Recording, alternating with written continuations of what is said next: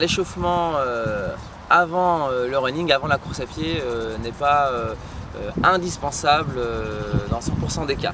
Si vous faites un petit footing donc de mise en forme, de récupération, un footing de 30-40 minutes où le rythme et l'intensité ne vont pas être élevés, je dirais que l'échauffement n'est pas indispensable et obligatoire.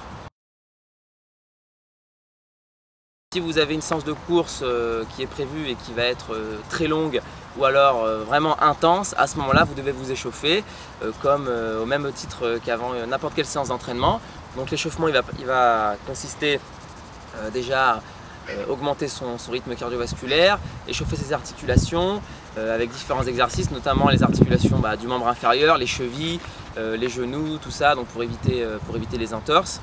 Et puis on va aussi s'étirer pour augmenter un petit peu la longueur des muscles, pour avoir une foulée un petit peu plus importante, donc des étirements qui vont être courts.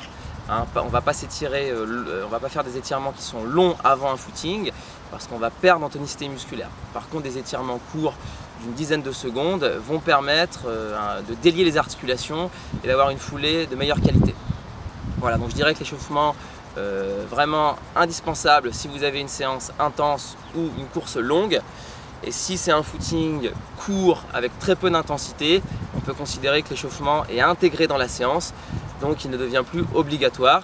Après, rien ne vous empêche de faire quelques étirements, encore une fois courts, avant de courir, pour permettre de rentrer progressivement et d'éviter de rentrer brutalement dans un effort physique si c'est délicat pour vous.